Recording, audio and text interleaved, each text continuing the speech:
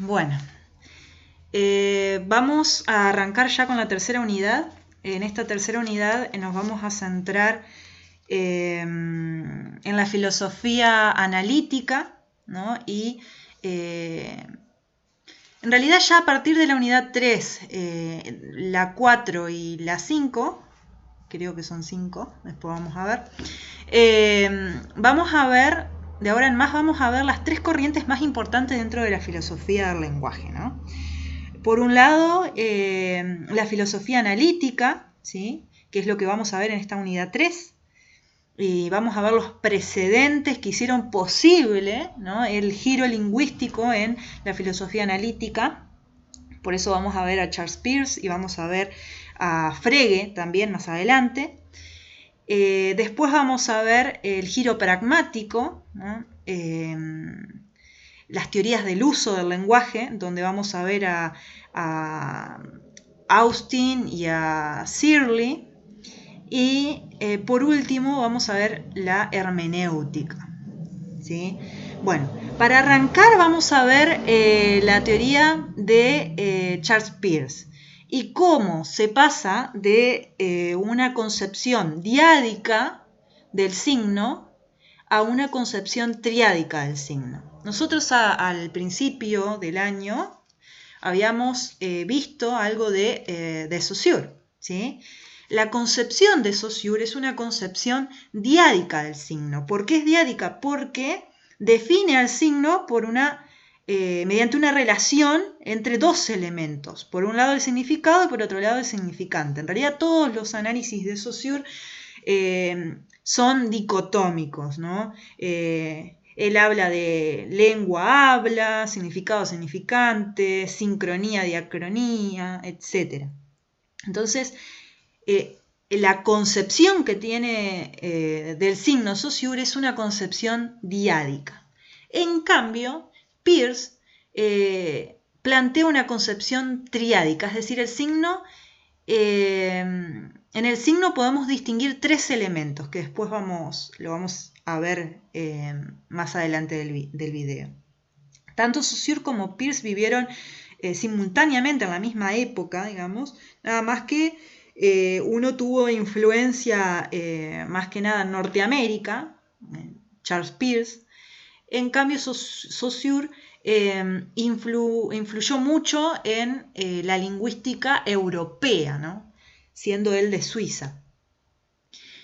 Ambos, se dice que ambos históricamente fueron fundadores, Saussure de la semiología y Peirce de la semiótica. Son dos términos distintos, pero que en realidad son sinónimos, ¿sí? En la actualidad, semiología y semiótica son la misma cosa, digamos, ¿sí? Es la ciencia que estudia los signos, ¿no?, la teoría general de los signos.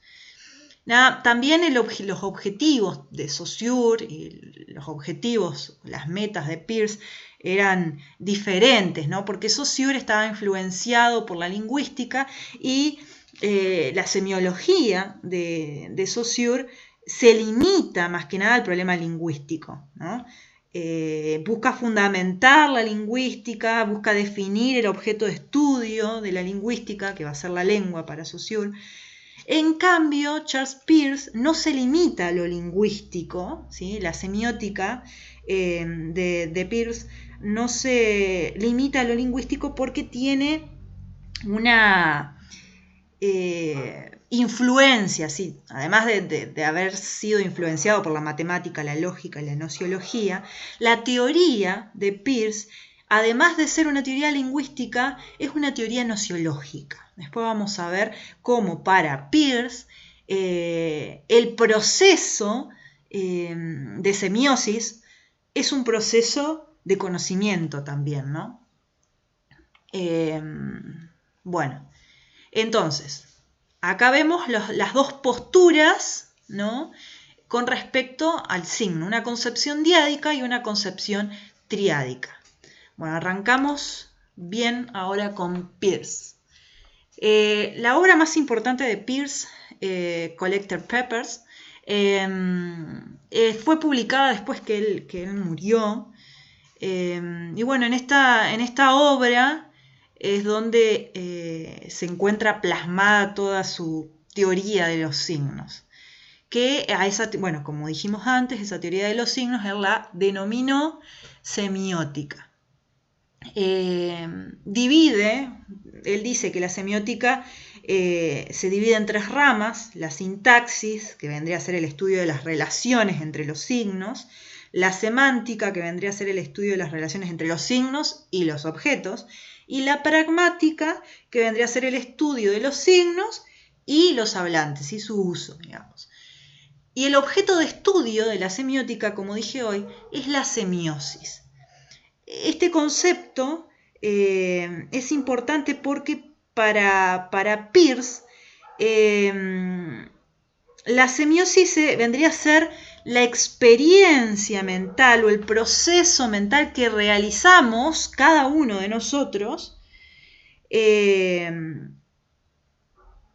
a la hora de aprender un conocimiento. Y esa semiosis, ese proceso o esa experiencia, ¿no?, de conocimiento que realizamos cada uno, es en realidad es la manera que tenemos nosotros de elaborar, ¿sí?, los signos. Conocemos mediante signos y es mediante la elaboración de los signos como nosotros conocemos.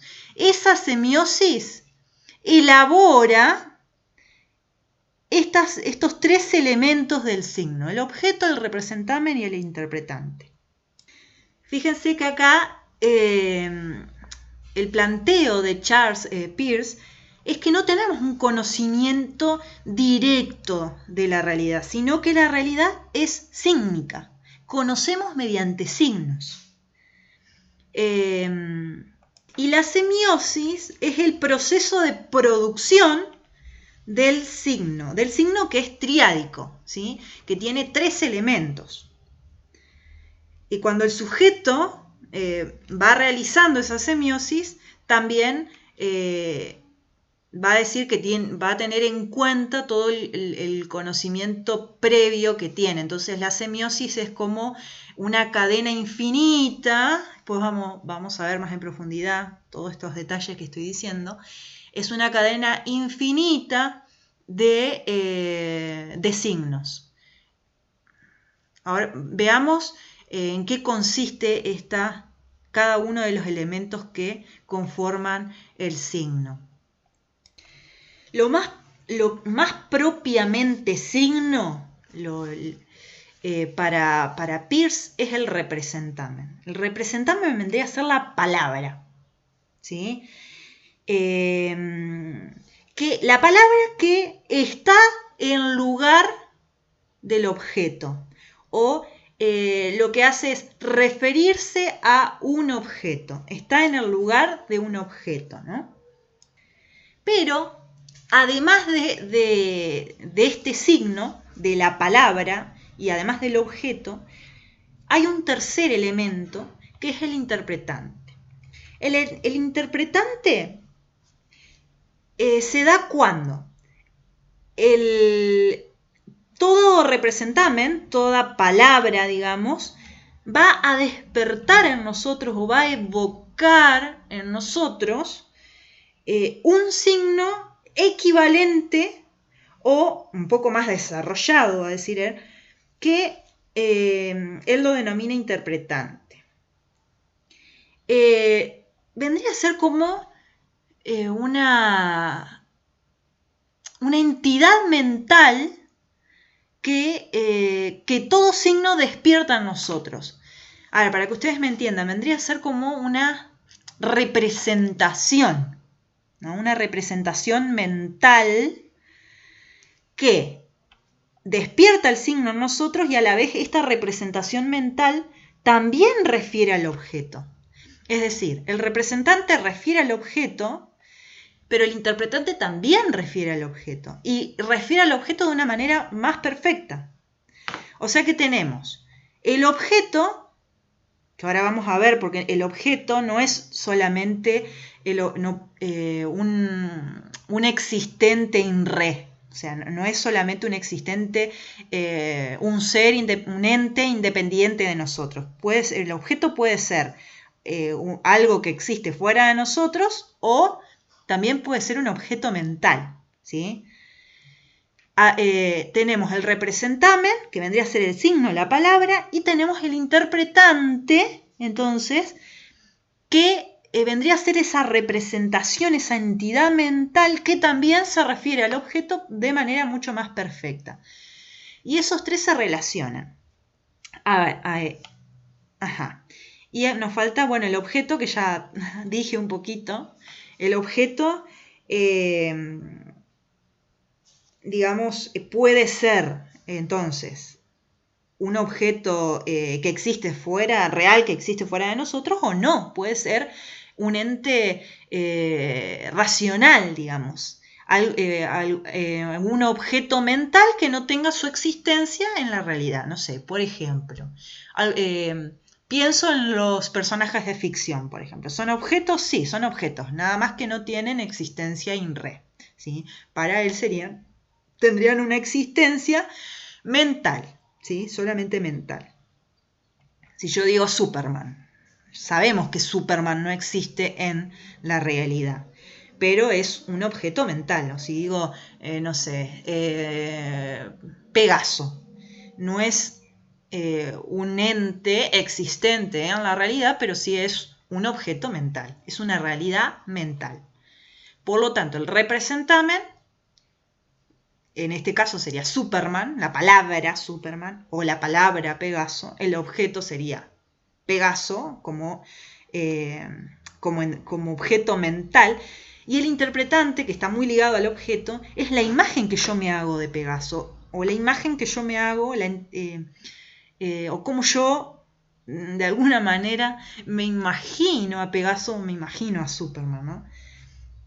Me puedo imaginar a Superman como el hombre de acero que interpreta Henry Cavill, creo que es el actor, o me puedo imaginar a Superman como en las historietas, o va a haber distintos interpretantes también dependiendo del sujeto, ¿sí? Dependiendo de cada uno. Por eso la semiosis es la elaboración, digamos, del signo es privada, o sea, es subjetiva, cada uno realiza su propia semiosis, ¿no? Acá tengo un ejemplo que encontré en internet para que se entienda un poco mejor. Tenemos el objeto, el caballo, en este caso sería el objeto sí, in re, en la realidad, representarme en la palabra caballo, y el interpretante cómo yo me represento, ¿no?, al caballo mentalmente. Algo importante es que el objeto no existe independientemente de esta semiosis, digamos, ¿sí? Un objeto adquiere significado en tanto y en cuanto está dentro de esa semiosis, dentro de ese proceso de conocimiento, ¿sí? Un proceso de conocimiento que se traduce a un proceso lingüístico, ¿no? Bien, Peirce distingue dos tipos de objetos y tres tipos de interpretantes. Vayamos con los dos tipos de objetos. Tenemos el objeto inmediato y el objeto dinámico. El objeto inmediato es cuando el objeto ya está dentro de la semiosis, ya está dentro de lo que es el proceso de conocimiento, del proceso de elaboración del signo. Supongamos, si yo les digo árbol, ustedes ya saben lo que es un árbol, ya el objeto árbol ya está dentro o está en el interior de la semiosis, ¿sí? Ahora árbol vendría a ser visto desde el contexto mismo del signo y su contenido representativo. Si nosotros hablamos a ver, vamos a poner otro ejemplo.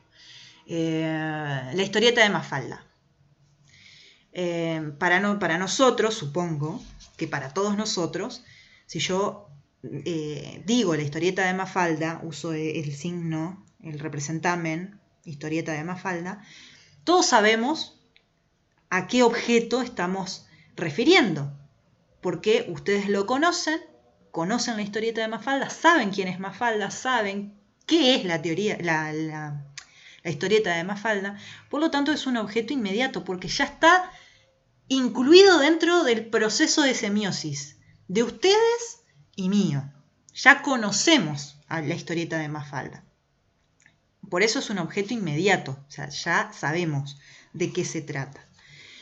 Un objeto dinámico es el objeto cuando todavía no está dentro del proceso de semiosis. Todavía el ser humano, o sea, nosotros no hemos elaborado no hemos incorporado el objeto dentro de nuestro proceso de conocimiento, dentro de la semiosis. ¿Sí? Por eso dice acá, es el objeto de una realidad que posee una existencia independiente del proceso semiótico. Tiene una existencia que todavía es exterior al proceso semiótico. ¿Sí? Porque todavía no se la ha conocido. Supongamos que vayamos a Japón.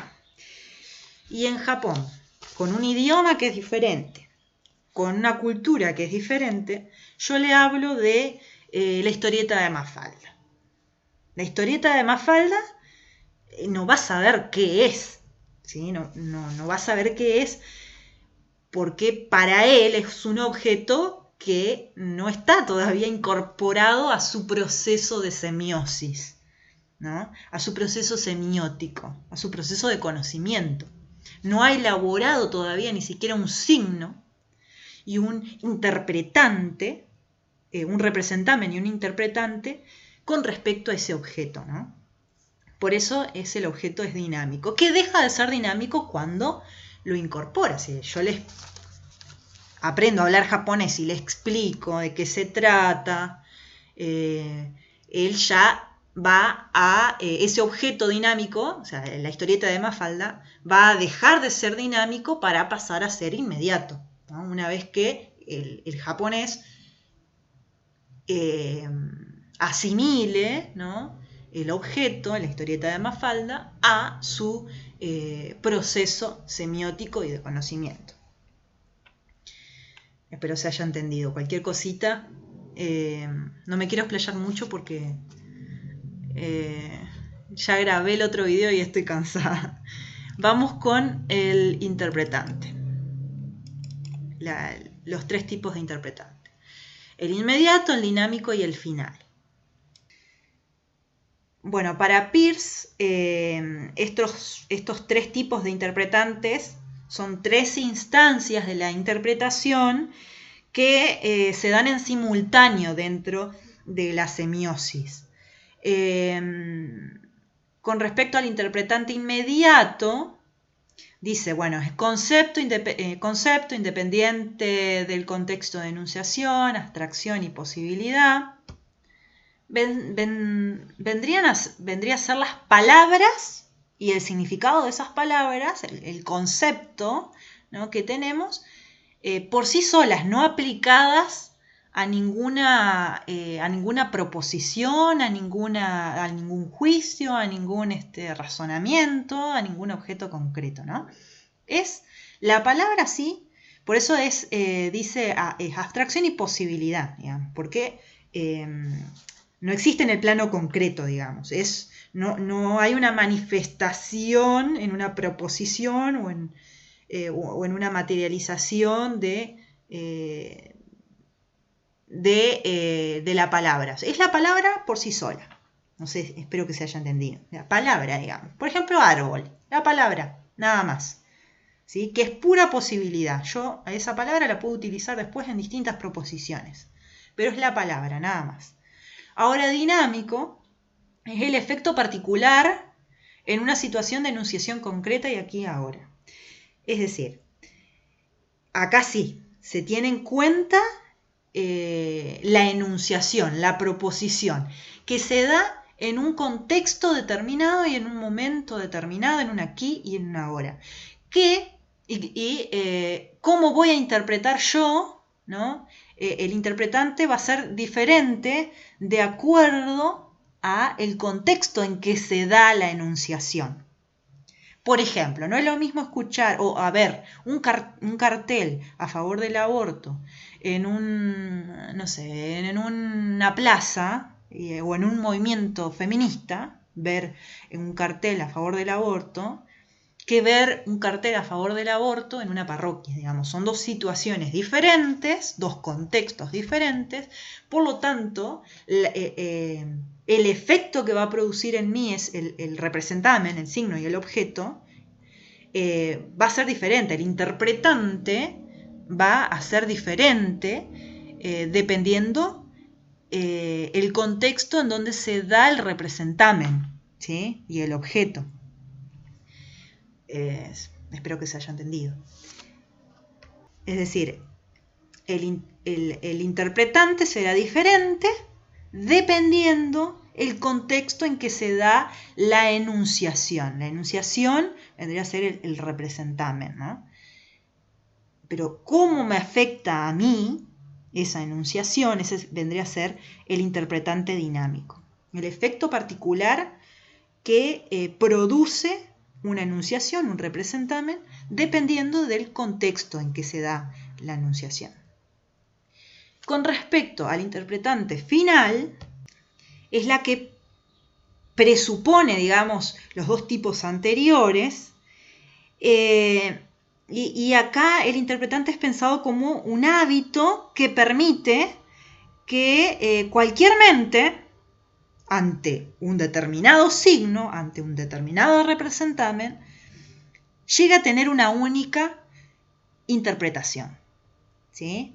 Es lo que posibilita que ante determinado representamen, ante determinado signo, palabra,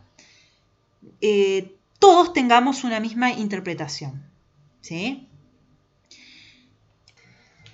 Y bueno, y se dice acá que esta teoría, digamos, este planteo de Peirce, esta concepción triádica del signo, que de alguna manera es equivalente a una nociología, a una teoría del conocimiento, se basa en un principio pragmático, ¿no? Justo esto es una cita de Charles Peirce.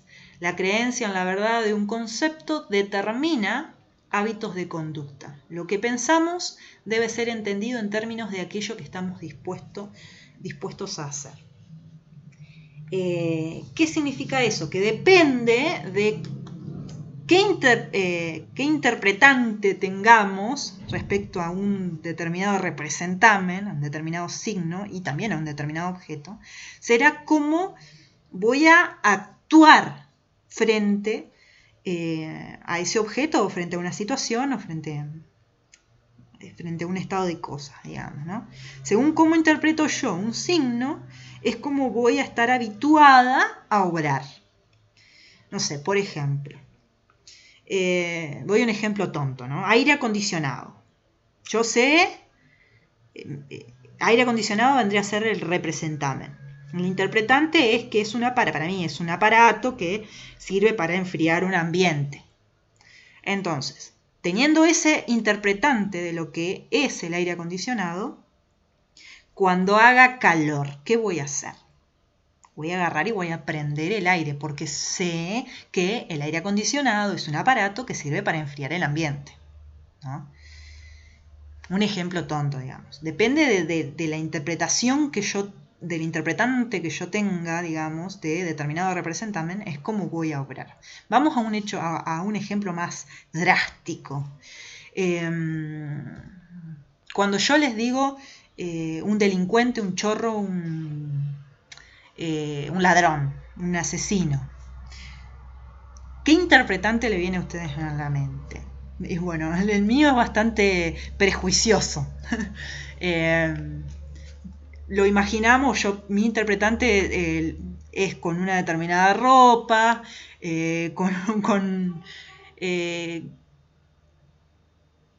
con determinados vicios. Es un prejuicio mío, pero ojo, justamente, dependiendo del interpretante que tengamos, ¿no? De un determinado, para que ustedes vean, de determinado representamen, es cómo vamos a obrar ante ellos o ante una situación determinada. Entonces yo, si voy de noche caminando por la calle y veo a un sujeto que para mí, ¿no? Según mi interpretante, refiere a un determinado objeto, es cómo voy a actuar. Me voy a cruzar de calle o me voy a cuidar, voy a estar más atenta. Es justamente, les doy este ejemplo así drástico para que ustedes entiendan cómo para Peirce, dependiendo del interpretante que tengamos de determinados representamen, de determinados signos, es cómo vamos a actuar, es cómo va a ser nuestro hábito de conducta, ¿no? Bien, pasemos a lo que es la semiosis. Vamos a explicarla más detenidamente. Para Peirce, todo signo se encuentra integrado dentro de lo que es una cadena de semiosis que es infinita y es ilimitada.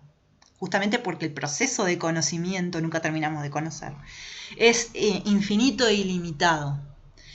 En donde cada interpretante se va a convertir en representamen. Y así, y cada representamen a su vez de nuevo se va a convertir en interpretante, el interpretante de nuevo, en donde cada interpretante se convierte en representamen, ¿sí? Sí, el representamen se convierte en interpretante y así sucesivamente. Como vemos acá, tenemos el objeto, el representamen que vendría a ser el signo, el interpretante, que también es un signo más desarrollado. El interpretante se va a transformar después en otro representamen, ¿sí? El cual va a representar a otro objeto y va a tener otro interpretante que a su vez se va a convertir, se va a transformar de nuevo en otro representamen que va a representar a otro objeto y que va a dar lugar a otro interpretante, y este otro interpretante nuevamente va a dar lugar a un representamen y así sucesivamente. Acá tengo un ejemplo para verlo, para entenderlo, a ver, un poco mejor. Por ejemplo, partamos del representamen perro. Objeto, el animal perro. El interpretante puede ser justo un dedo señalando a un perro, representamen. El interpretante, perdón. Ese interpretante se va a convertir en representamen, ¿sí?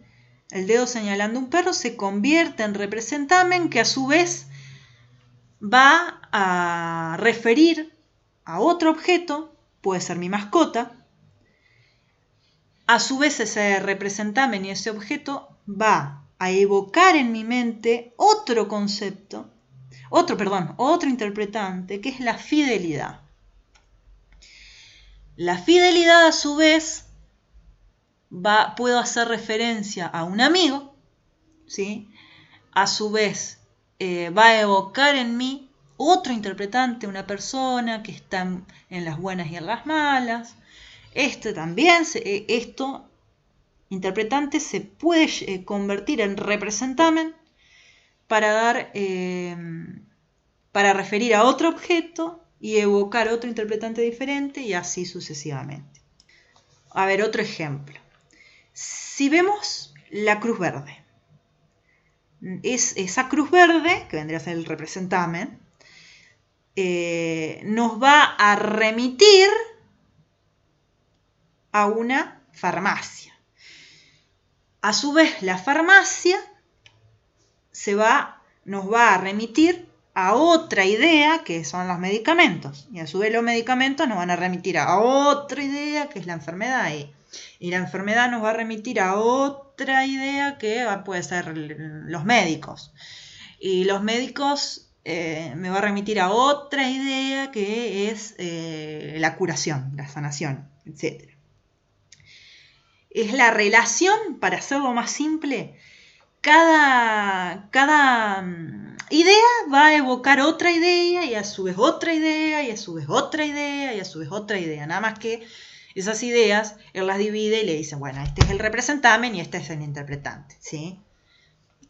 Resumidamente, para que me entiendan. Y es infinito, ¿sí? Es una cadena de semiosis infinita. Bien, pasemos. Esta concepción triádica del signo en Peirce se encuentra fundamentada, si se quiere, ¿no? Tiene su origen, se encuentra fundamentada en lo que él denominó la faneroscopía. Faneron significa idea, la faneroscopía es la ciencia que estudia las ideas, es el estudio de las ideas. ¿Qué entiende Peirce por idea?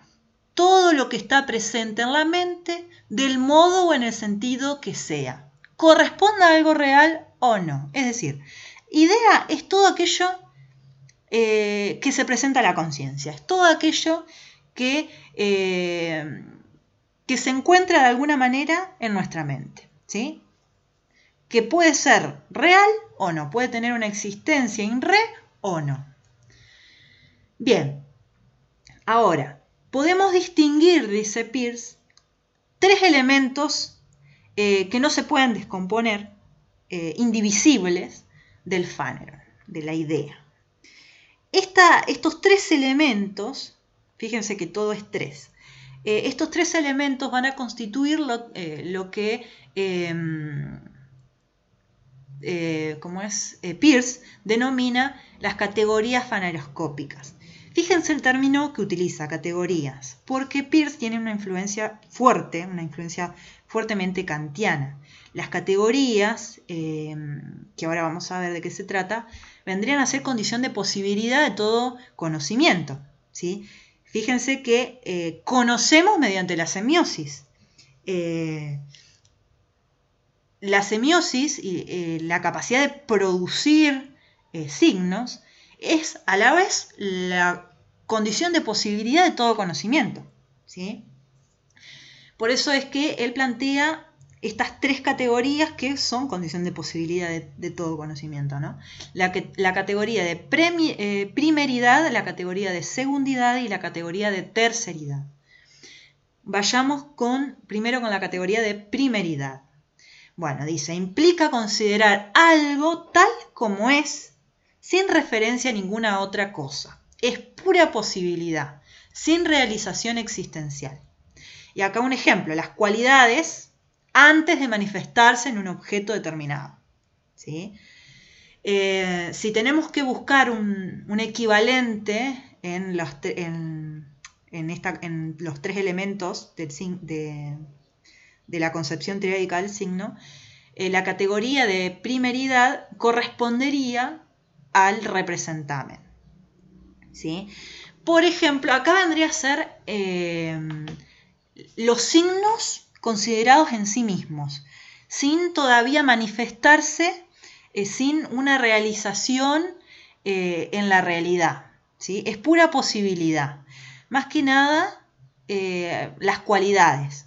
Por ejemplo, blanco. Yo digo blanco, es mera posibilidad, ¿sí? Es mera posibilidad. Es un signo considerado en sí mismo, sin estar en relación, sin tener relación con un objeto, sin tener relación con un interpretante. Solamente el signo, blanco. Ahora, vamos a ver que ahí se van a ir agregando. La categoría de segundidad Implica, bueno, dice, implica considerar a algo tal como es, pero en relación a otra cosa. Es decir, es establecer una relación diádica que no involucre a una tercera cosa. Acá hay relación entre dos cosas. El representamen, el signo, ¿sí? Y el objeto. Acá entonces se agrega o se corresponde acá el objeto. La categoría de segundidad se corresponde con el objeto. Al representamen le agrego un objeto, ¿no? Blanco, paloma blanca. Le agrego el objeto, paloma blanca. Vendría a ser la materialización, ¿no? de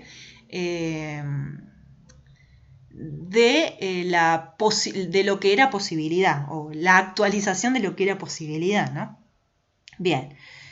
Y la categoría de terceridad es lo que dice, lo que hace posible la ley y la regularidad. En el signo, el interpretante se corresponde con la categoría. Es la relación triádica. Acá ya involucra el signo mismo, ¿no? La concepción triádica, los tres elementos del signo.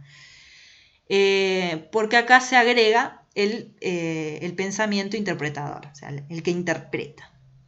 Paloma blanca, y yo lo interpreto de alguna manera, lo represento como un símbolo de paz. La paloma blanca para mí representa símbolo de paz.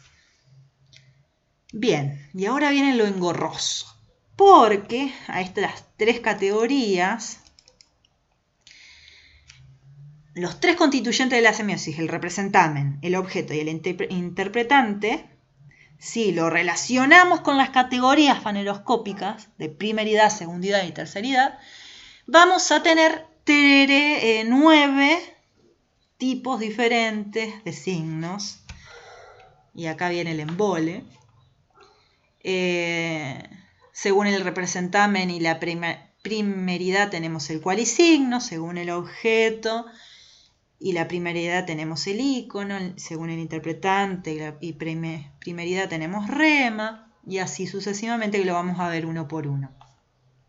Encontré esto, aunque tiene mal algunas cositas que les voy a señalar, pero me gustó como para ir viendo uno por uno acá. Según se considere el signo en cuanto a sí mismo, ¿sí? En cuanto a sí mismo, en cuanto a representamen, digamos, y según las categorías tenemos el cualisigno. El cualisigno hace referencia a una cualidad, el mismo nombre lo dice, ¿no? Una cualidad, un color, una figura, una textura, que aún no se ha manifestado en ningún objeto.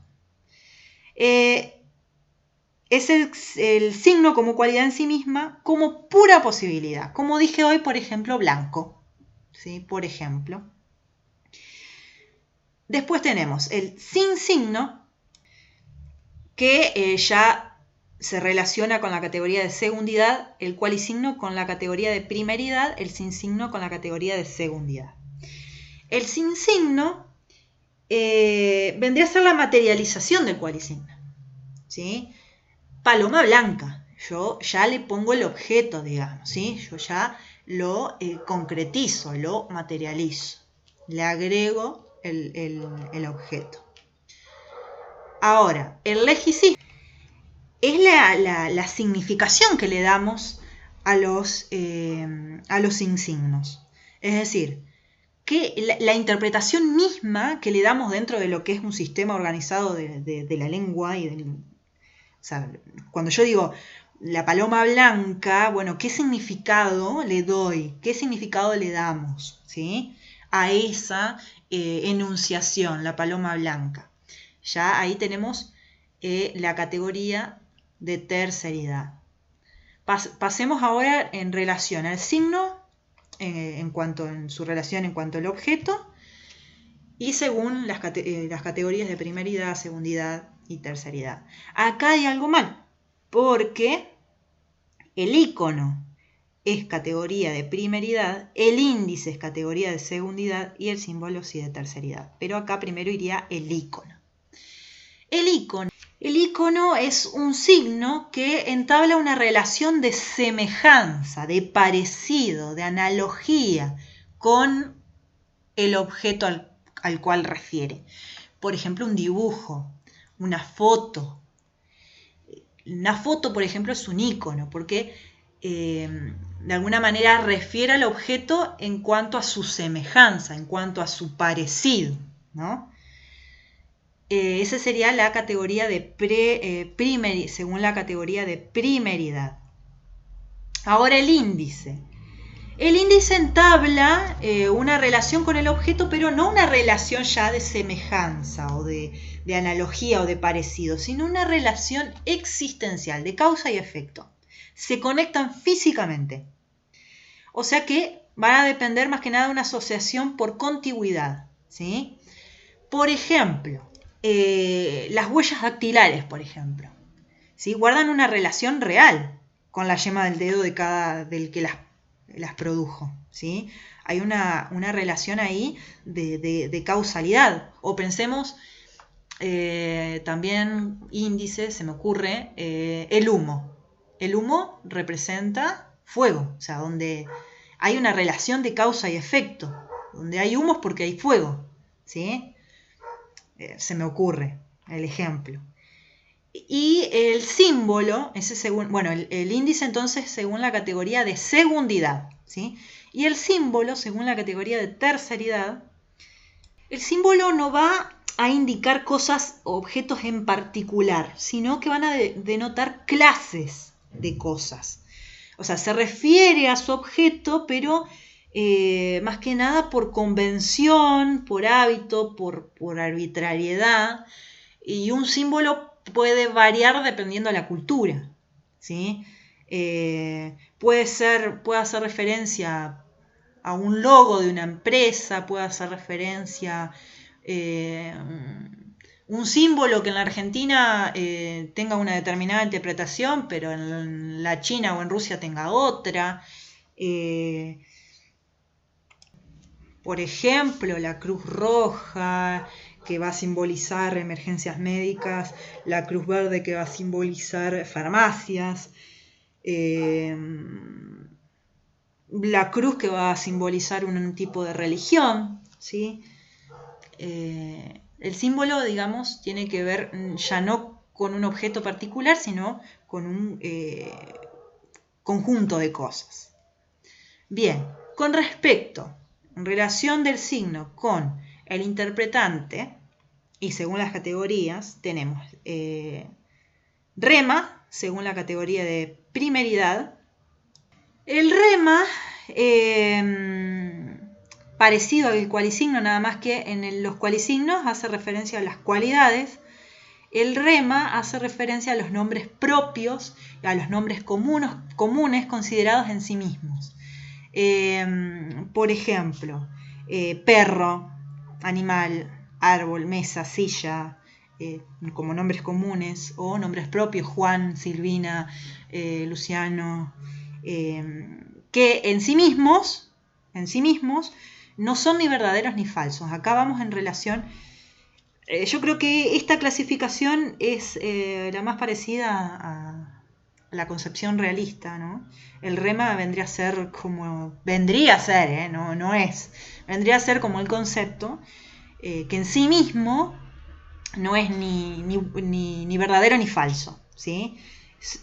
Acá la rema vendrían a ser los nombres, no es concepto, sino los nombres comunes y los nombres propios que en sí mismos no son ni verdaderos ni falsos. El decisigno, eso es según la categoría de primeridad. Según la categoría de segundidad, el decisigno vendría a ser los nombres propios y comunes, pero ya dentro de proposiciones, ya dentro de un juicio, ¿sí? De una proposición, que por lo tanto ya sí es susceptible de ser verdadero o falso, ¿no? Y el argumento vendría a ser el equivalente a lo que nosotros llamamos razonamiento, ¿no? Que está constituido ya por un conjunto de proposiciones, ¿sí? Y bueno, esa sería la clasificación. Bien, vemos esta concepción para ir cerrando. Esta concepción triádica importante de Peirce, esta concepción triádica del signo, porque va a ser un precedente importante para lo que va a ser el desarrollo de la filosofía analítica con respecto al problema del lenguaje. Y además como un paso previo, ¿no?, a lo que va a ser, a lo que la próxima clase, después de las vacaciones, ojalá que ya sea presencial, veremos, va a ser Frege, ¿sí? Y bueno, yo les voy a pasar, encontré para no escanear lo que tengo de Mauricio, encontré un documento en PDF que está genial. O sea, resume todo esto. Está muy bueno. Y así que se lo voy a pasar como material de estudio. Yo lo leí y está excelente. Así que bueno, ahora sí les voy a pasar, van a tener el video y a su vez el material de estudio para preparar a Pearce. Bueno chicos, me cansé. Grabé 2 veces el mismo video. Espero que haya grabado. Nos vemos. Besitos. Felices vacaciones.